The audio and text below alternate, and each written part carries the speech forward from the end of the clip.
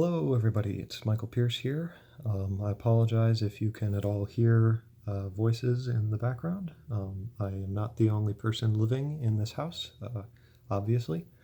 But I wanted to talk about some ideas that I've had, not just during the week, but for a little while now, especially in conjunction with the book. And I've been trying to come up with a model for better understanding how different types regard the functions that are opposed to the functions that they have. So how a dominant Ni type really does view Ne, and how that changes depending on where it falls in the stack and so forth, and trying to come up with a way that will help to visually model that for me so that I can sort of see how the functions are interacting with each other. Excuse me, sorry. And so my current idea in trying to understand this is I've started thinking about it in this way. And I think this is how it is for me and how it is for a lot of people. When somebody has dominant Ni, for instance, I think one way to model it is it's never, because I like axes and I like things being connected to each other and revolving around each other and being reflections of each other and all that kind of stuff. And so my natural way of looking at it is to say, okay, how about we view Ni? I think what happens with dominant Ni is it's almost like you start out with an Ne situation and it transforms into Ni. And the reason that the Ni is described as dominant is because it's the finishing motion, and it's also the Ne is always subordinate to the Ni. So let me explain what I mean. In a dominant Ni type, for instance, I think what actually happens is what Ni is, in a sense, is they're both flowing into each other constantly. Because that always seems to happen when you have this extroverted introversion thing. Things always flow into each other in this rhythm, this systole diastole, of like heart filling up with blood and then pumping it out, which I've described before. And so, and you see this on multiple levels within the system. And so you can almost start with like a singularity, which sort of represents abstractly the all of the possibilities of human personality in this one little pre-Big Bang singularity. And then what happens is you can take that and you can stretch it out, and you'll see how it's actually a series of different levels of internal contradictions that all make a whole. I'm being very Hegelian here. Or Heraclitean, it goes back to them. I don't know who to attribute it to. But so you can pull it out and you can say, okay, so we can differentiate this unity into perception and judgment. And then perception and judgment can each be, and perception and judgment, mind you, when you differentiate them, they're still connected because they still all go back into that unity, but they spin around each other almost. And they flow into each other in this Ouroboros. And then each one of those individually is also its own little Ouroboros. Snake eating itself, right? So it's a spinning cycle. And so with perception, you have the two perception axes. And then each of those axes is an axis. So it splits out into the two individual functions, and you do that with the other side. Then you get the system that's just a bunch of whirling around within itself in like multiple dimensions is what you need in order for it to work. And so that's kind of how I'm imagining this. And so what I'm doing when I talk about, because normally you have Ni and Se kind of being these reflections of each other and even flowing into each other. But I'm stepping out a bit. I'm zooming out or onto a higher level where really when I'm talking about Ni compared with Ne, I'm always implying, and I'm going to try to show this, I'm always implying the same thing happening but with Se and Si. Because in a human personality, I contend, or I like to think of it as whenever you have Ne, you're always going to have Si, and I've said that before, but because they imply each other. Because, and I will get back to my comparing Ni and Ne in a minute, but I feel like I need to explain this a bit more. for instance, NE is perceiving implied. It's an objective perception of what is implied, because I relate intuition to simply this perception of what is implied, of what is connoted, of what is not there in and of itself, but is an interpretation of the text, you could say. So you have a text, and you have what the text actually says, which is related to sensation, and then you have reading between the lines, which is more intuitive, and that's how I define those two categories. But you always have to have them together, because you can't have an interpretation without a text, and you can't read a text without there being interpretations which give it a meaning. And so you always have, they imply each other. And so if you're reading, and all human beings do it, so if your reading between the lines is of this objective nature, then it necessarily implies that the text that you are reading from must be of this subjective nature. So it means that in order for you to see the implications objectively, where it's external to you, so you're consulting other people and you're trying to see it in this 360-degree view in and of itself, separate from your own feelings about it, then my contention is that that necessarily means that the text itself that you are reading from, the sensations you have felt, this, because by text, what I mean is your own experience of reality, really, is because we're talking about perception. So NE is interpreting the things that you have experienced, and so the way you're experiencing them is in this SI manner, where you're passing it through almost your own body. Let me talk about SI a little bit. SI for an INFJ is like in I think it's model A in the socionics would be like the lowest thing. It's like shrouded in mystery, and I struggle so much to understand it, but I feel like I've made some progress. And I want to pass this by you. Really what it comes down to, and I mean, like I've said this before, but I haven't fully understood it, what it actually would theoretically feel like, or how it would operate. But it comes down to when you feel a sensation with SI, when you feel a sensation, you pass it. It's like you're passing it through your own subject, and in a certain sense, you're passing it through your own body. And I've talked about it before, as like you compare it with a catalog or whatever. But I feel like I'm always injecting too much of an SE sense. With SE, I hit myself.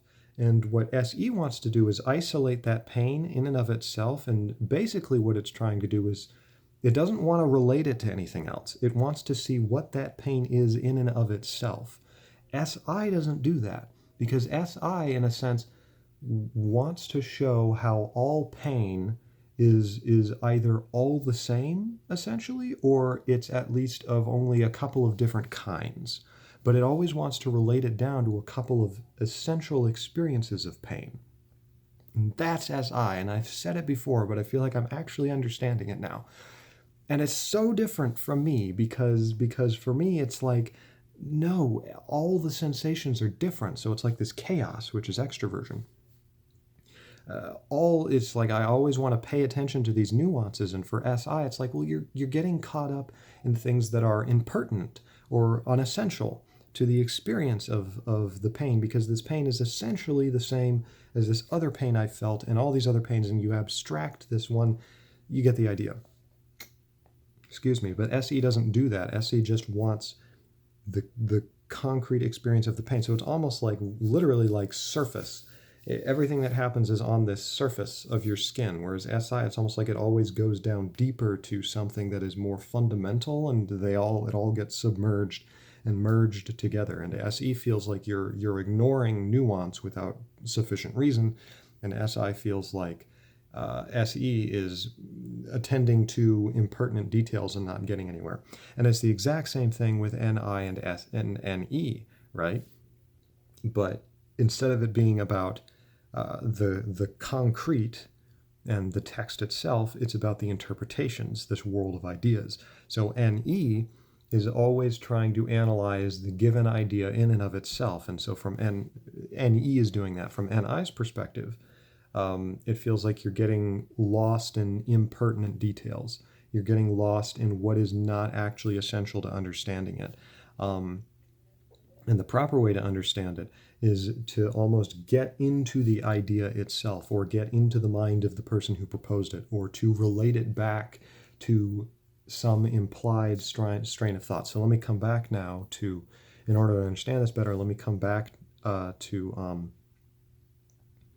NI including this element of NE in it. Is the only way I can describe it, because they flow into each other in the same way that as whole axes, NISE flows into NESI, and they go around like this.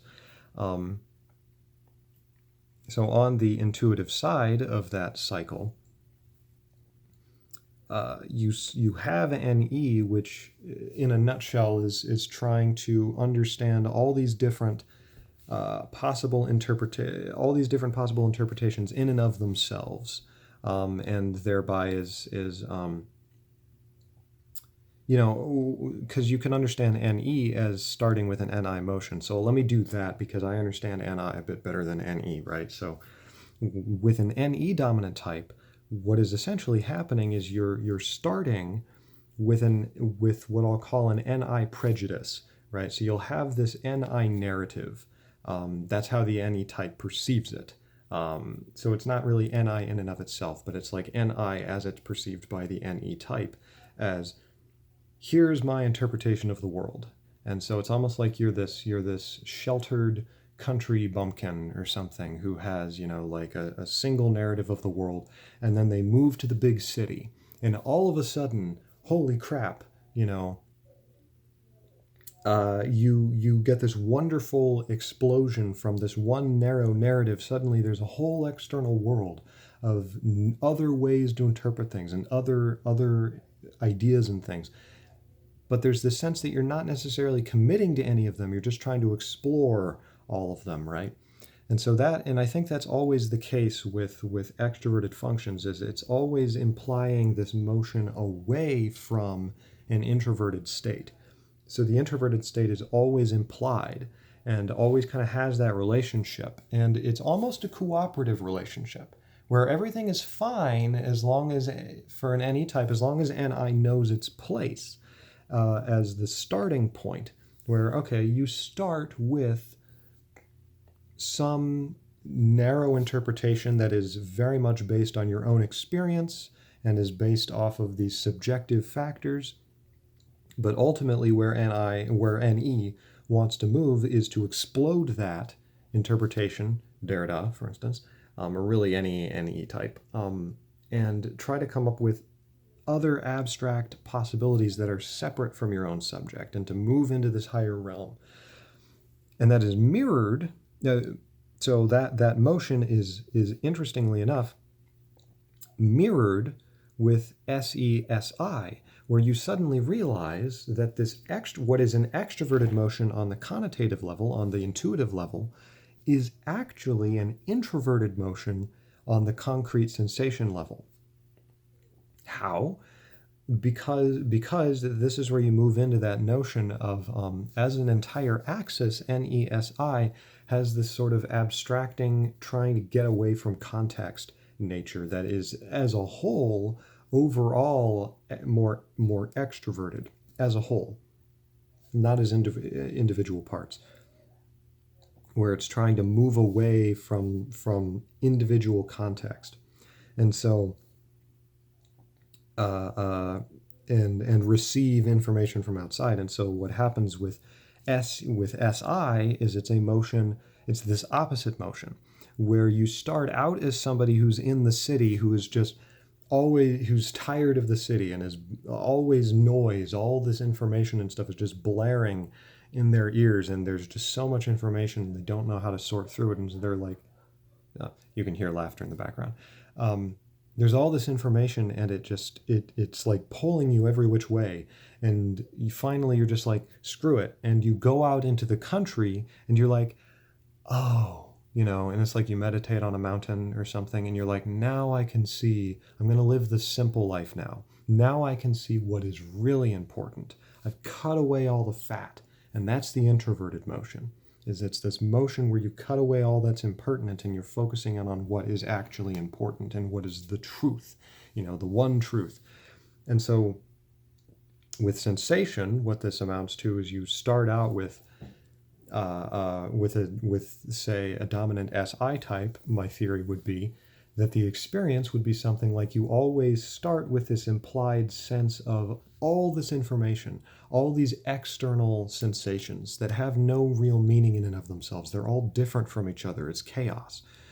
But the motion always moves into from all those individual sensations to maybe we can categorize this. Maybe, I've got to find a way to say, okay, this sensation is really like this other sensation, and so we can put them together. And you start to form these, what ultimately become these sort of sensation habits and these traditions and these ideas of this, you form what Heidegger, I think, would call this everydayness, this sense of this is my actual personal life, and it includes a whole worldview, and you relate sensations to each other and all that kind of stuff. And so it's this, and ultimately what you're doing is you're leaving this big city, going out into the country and saying, this is what's most important. These are the true sort of interpretations of these sensations. This is the abstracted version of what pain is. Here's the abstracted version of love. This is a part of why I struggle so much with INFPs, because they've got the tertiary SI. So they're striving extra. It's not like it's already there. It's like they have more of this motion towards trying to understand something that I have already like completely moved away from on an inferior level. So I don't even remember what the SI was like. Because, dominant NI types, they're not connected with their body very well. That's sort of the classic, and to a certain extent, NE types aren't either, but it's different. With NI, like literally, no connection, no subjective connection to the body. I mean, technically there is, but it's so fogged up. And that's why, INFJs have talked about, feeling like they're walking through a dream sometimes, where it's like I'm not even there. It's like I'm in a trance or something. Like because you're always in this realm of ideas at the complete expense of what is my internal body feeling, how do these sensations relate to each other, and that's why NI types often can have a lot of trouble in a lot of areas dealing with these very mundane details of life.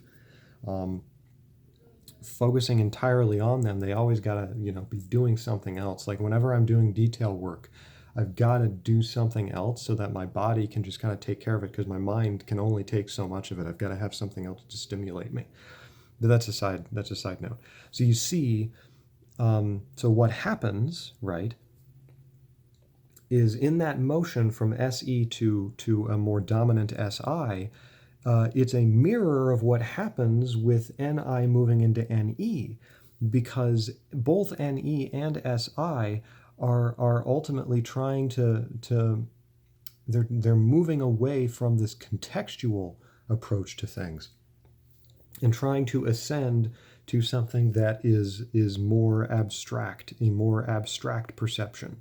And so abstract perception is introverted sensation, which is also essentially the same thing as extroverted intuition. That's sort of my argument, because I like doing these yin-yang, this is actually the same thing as this, but they're two sides of the same coin thing, which is a little bit fuzzy in my head, unfortunately. So I'm not going to try to pursue it too much at this point, because I know it's not clear enough in my head. But so what would the opposite motion be? The opposite motion would be NE moving to NI. Examining my own mind, I feel like a very good way to describe it is actually, it's not that I use NI or NE. I don't quite like that terminology exactly, but it is very useful. And maybe that's how I'll describe it for now. It's like you start out with this NE where you have this sense of all this information, and you're seeing all this information. You're seeing all these interpretations of things, different interpretations, different ideas that are out there that are just there on their own, separate from anything else, and you examine them in and of themselves, and they're connected to each other, but they're not. And often when I'm, trying to examine something, there has to be this element of a brainstorm that starts it out, where you start out with this looking at things in and of themselves and just getting your bearings on, okay, here's all the different ideas, but that always needs to become subservient to some kind of ordered conclusion, to some kind of united subjective NI vision of how things actually are and how these separate things are actually connected, right? And that's why I'm always doing this. And that's why a lot of NI types are always doing this and NE types aren't and get confused by it when I'm trying to, or when any philosopher is trying to say, actually, these two things are united. And they unite them and they say they're actually just two sides of the same coin. To the NE type, this is often very difficult to discern because what makes them united is an implied thing. It's this implied line that is the NI that is contextual to the NI type who is proposing it, and they don't realize it. They may not even realize there's this sort of all these sort of implications there that aren't being stated. Inferences or things that aren't being stated out loud but are integral to understanding the system, and that the NI type doesn't realize are there, but the NE type is like, you should have said this, like you're making this assumption and this assumption. And that is what makes and that's just that's this narrow view of these separate entities, but you keep saying that they're really just the same thing, but they're only the same thing from this perspective. That's maybe a way of understanding it. But for the NI type, that's not the case, because the NI type is like, no, I don't care about these other perspectives. I need to make sense of this, and I need to make sense of it for me, and for the conditions that I'm undergoing and for the things that I've seen. And so it's always this sort of consolidation, and right, it's that motion from this city into the country. And that is mirrored by this motion with SE, because an introverted intuitive motion is the same thing as an extroverted sensation motion, because you are moving from, if you are aiming to have a subjective interpretation of the text, a subjective reading between the lines where you're sort of imposing a personal theory like a Marxism. Marx is a good example of a lot of this, because he just takes all these different ideas from all these different sources, and I do this too, and I see it a lot with NI types, where it's like they've read all these different books, but they're able to take all these different sources and sort of subjugate them to the same essential line of thinking and show how they're all, bring it all in. And with NE types, it's almost this opposite thing where they have this ability to take one thing and then show how that one thing is actually related to, like how it actually has all these internal contradictions that split it up and fragment it into all these other fields that it originally had nothing to do with. But you suddenly realize, oh, in order to understand this thing, you have to understand it in this way and in this way. And that's why their books are often, from an NI type point of view, it's like you get what they're trying to say within the first chapter, and then the rest of it just feels like all these impertinent details, because it's like, I already got the subjective through line that you're saying, but for the NE type, like, it's so much more. I'm trying to show how this through line is actually related to all these other real ideas, and it just feels like repetition over and over again to the NI type, because they've already gotten what they want. Whereas for the NE type, the NI just feels like it rambles and you have no idea where it's going, because it's like it's following a line of logic that is not explicit. It's all implicit. That was the word I was looking for. Because I've had people tell me that when I do some of these more rambly videos, that sometimes it's like, I struggle to follow you. Like, I can get these individual nuggets, but it's like you're following a train of thought, and I don't know where it's going or why it's going over here or here. But it makes sense to me, and it makes sense often to other NI types, because they can just sort of, for some reason, they can get into my head and see, okay, I see why you're moving here and here. But anyway, you see this this motion from NE to NI is the same as SI to SE, where you're moving from a subjective sort of everyday view of things, or not even everyday, but like this abstracted sensation, in order for you to have this subjective interpretation of the text, you also have to have an objective or not interpretation, but an objective feeling of reality. And that's where you get that idea of like the line plot, where it's like you have to have the external data has to be sensation based, so that you have all these little dots, and then you shove this. Actually, I almost want to say that image that I've used before is almost better at describing NI itself than it is in describing NISE. Not because, or better, it's better at describing NISE as a motion away from, or as a motion subordinating NESI to it, right? Whereas the other image, which is of sort of this Venn diagram, where you have the center point and then you see these external ideas, these more abstracted versions that are tugging away from this concrete center. That's NESI moving away from NISE. And that's maybe a better way to say it, because NI and SE both have this assertive quality to it, but they're in different realms. Because the SE is external reality asserting itself on this surface level, but that always carries with it these internal subjective pangs of the intuition. And I'm starting to get kind of lost in my own language and jargon here. So I'm gonna stop and reboot a little bit. Excuse me. But that's kind of my idea. So that's how it would work with the perception axes. I'm trying to think if there's anything I have forgotten to cover before I move on, because I see I do still have. Yeah, I've got some more time, and I'm thinking I'm going to try to also do the same thing. I haven't worked it out as much in my brain, but I'd like to do the same thing with the judgment axes. Though it'll probably end up looking very similar, because it's the same essential kind of thing, where you're moving from contextual into transcontextual and transcontextual back into contextual, and you're doing this thing. I'll just repeat a couple of things just to make sure that it's clear. With, say, a dominant NE type, it's always feels like this motion from starting out with sort of a prejudice and then exploding that prejudice into these, and the prejudice is NI, and the prejudice is something that is almost related to the body in a way, because I feel like subjectivity could almost be called embodiedness. I don't know. Maybe that's going too far. It might be going too far. Maybe that only applies to some things and not others. But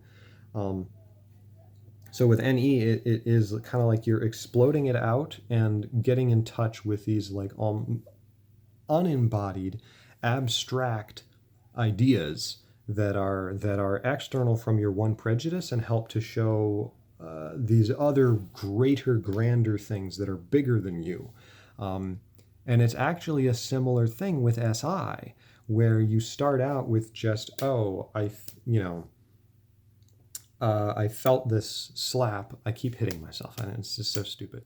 But I've tasted this orange or something, and I'm going to relate that to other ideas. So it is that same Venn diagram motion, but the ideas that I don't know, it's maybe it's like the center of the Venn diagram or something.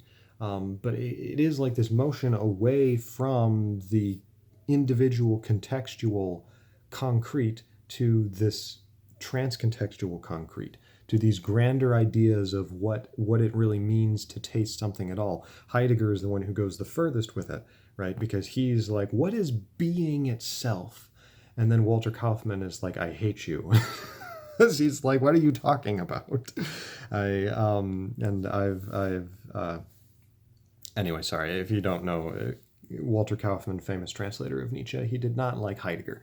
He thought Heidegger was very overrated, and I think that Kaufmann was full of himself. So anyway, even though I tend to agree with him, where I'm like, I don't understand Heidegger, and I tend to agree with his critique, I refuse to stand by it because I'm like, no, I am going to understand Heidegger because typology has taught me that he cannot just be full of nonsense. And he probably is in some areas, like all philosophers, but I'm still going to see his insights, and I'm still working on all of it.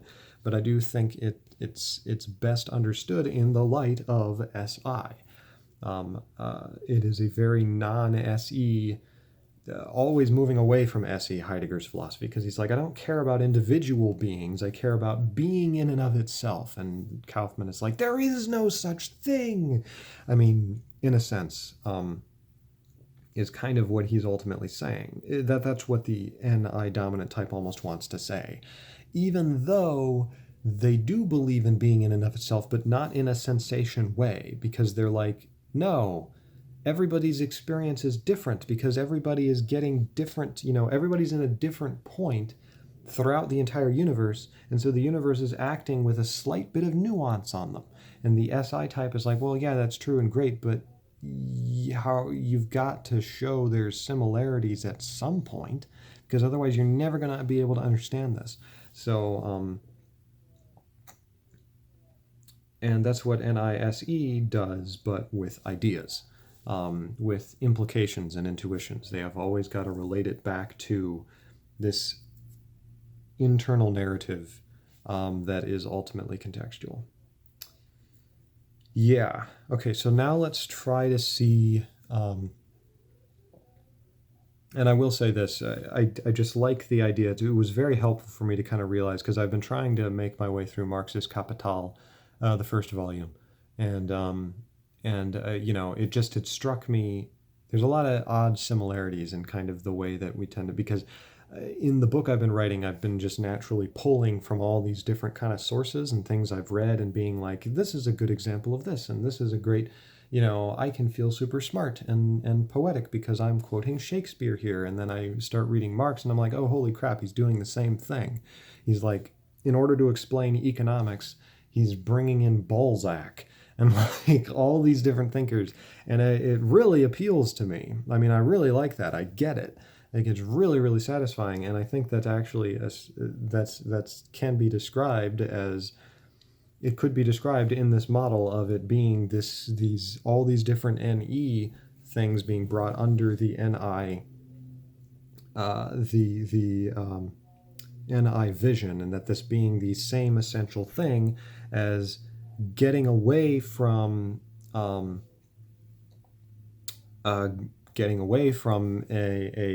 your own sensation prejudice and being willing to open up to other sensation experiences. I don't know. I feel like that got a little bit confused there.